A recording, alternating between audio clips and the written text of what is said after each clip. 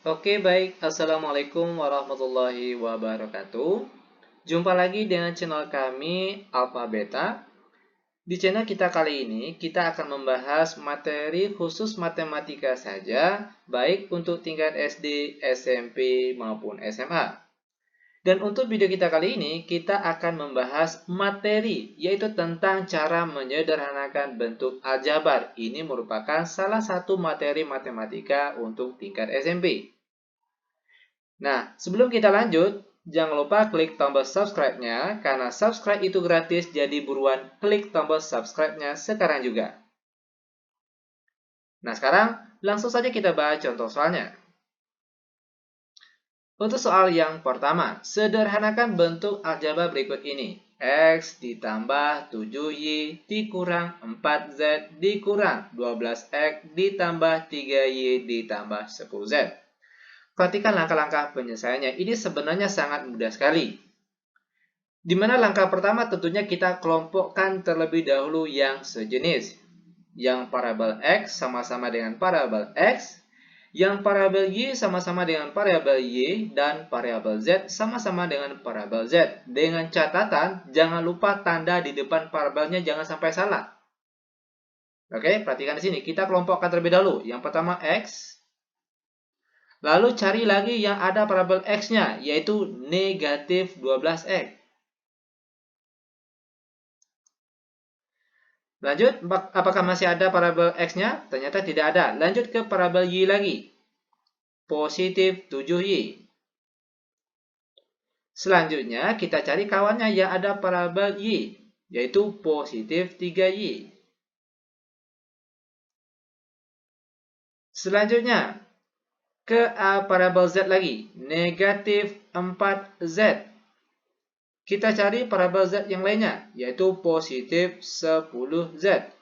Nah, seperti ini dia cara pengelompokannya.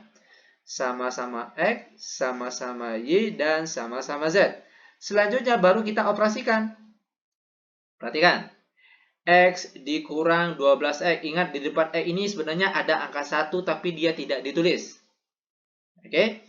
1X atau X saja dikurang 12X hasilnya negatif 11X. Lanjut. Positif 7Y ditambah 3Y hasilnya positif 10Y. Selanjutnya lagi parabel Z. Negatif 4Z ditambah 10Z. Kita peroleh hasilnya positif 6Z. Nah, seperti ini dia cara penyederhanaan bentuk aljabar. Mudah bukan? Sangat mudah sekali.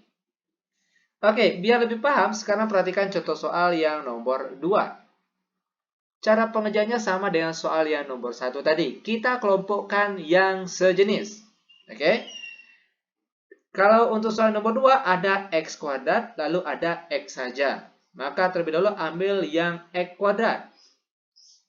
Negatif 2X kuadrat. Selanjutnya kita cari yang ada X kuadratnya lagi, yaitu negatif 3X kuadrat. Lanjut lagi, kita pindah ke positif 3X. Selanjutnya cari lagi yang ada X-nya saja, yaitu positif X. Terakhir baru angkanya saja, positif 4 dan positif 6. Nah, ini dia cara pengelompokannya. Sama-sama X kuadrat, sama-sama ada X-nya saja, lalu yang angka saja. Selanjutnya baru kita operasikan. Negatif 2X kuadrat dikurang 3X kuadrat, hasilnya negatif 5X kuadrat. Selanjutnya, positif 3X ditambah X, hasilnya positif 4X. Lalu terakhir, perhatikan. Positif 4 ditambah 6 hasilnya positif 10. Nah, ini dia jawaban untuk contoh soal yang nomor 2. Sangat mudah sekali. Oke, lanjut. Sekarang kita akan masuk ke contoh soal yang nomor 3. 6XY ditambah 7XZ dikurang 5YZ dikurang 3XY dikurang 4XZ dikurang 2YZ. Ingat, cara pertama tentunya harus kita kelompokkan yang sejenis terlebih dahulu. XY sama-sama yang ada XY-nya. XZ kita kelompokkan yang sama-sama ada XZ-nya, dan begitu juga seterusnya. Oke, perhatikan yang pertama, 6 XY. Sekarang kita cari yang sejenis yang ada XY-nya, yaitu negatif 3XY. Selanjutnya, kita pindah ke angka di sebelahnya, positif 7XZ. Positif 7XZ. Sekarang kita cari yang sejenis yang ada XZ-nya, yaitu negatif 4XZ. Kita pindah lagi ke angka di sebelahnya, negatif 5YZ. Negatif 5YZ. Sekarang kita cari kawannya yang ada YZ-nya, yaitu negatif 2YZ.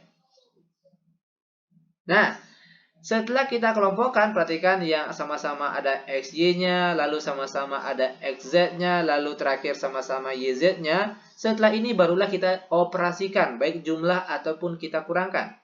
Perhatikan. 6XY dikurang 3XY. Perhatikan, 6 kurang 3 berapa? Yaitu 3. Selanjutnya baru kita tulis XY-nya. Lanjut. 7XZ dikurang 4XZ. 7 kurang 4 berapa? Yaitu positif 3. Baru setelah itu kita tulis XZ-nya.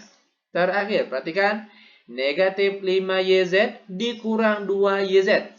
Perhatikan, negatif 5 kurang 2 hasilnya negatif 7. Baru setelah itu kita tulis YZ-nya. Nah, seperti ini dia cara menyelesaikan untuk contoh soal yang nomor 3. Lanjut, sekarang kita masuk ke contoh soal terakhir untuk pertemuan kita kali ini, yaitu soal yang nomor 4. 5X ditambah 2Y dikurang Z dikurang dalam kurung.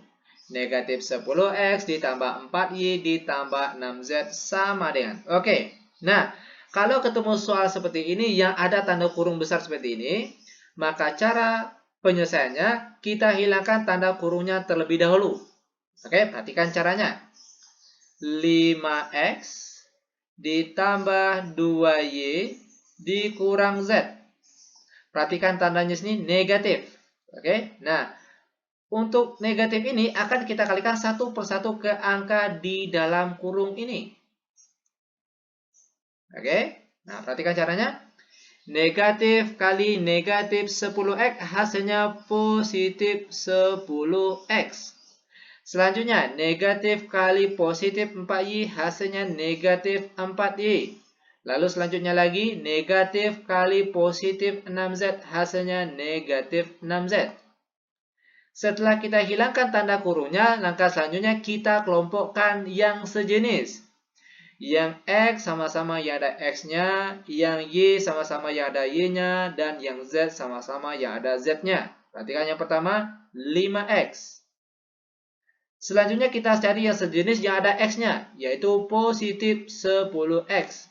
Positif 10X. Lanjut yang Y lagi. Positif 2Y. Kita cari kawan yang sejenis yang ada Y-nya, yaitu negatif 4Y.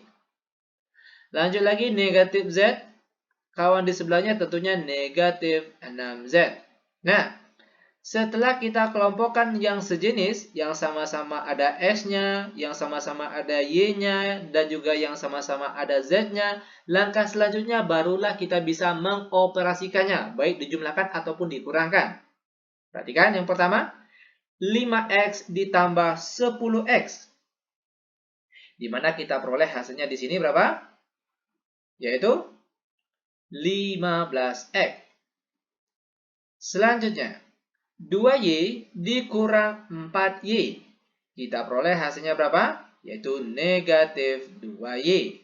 Terakhir, negatif Z dikurang 6Z. Kita peroleh hasilnya yaitu negatif 7Z. Nah, ini dia jawaban untuk contoh soal terakhir untuk pertemuan kita kali ini.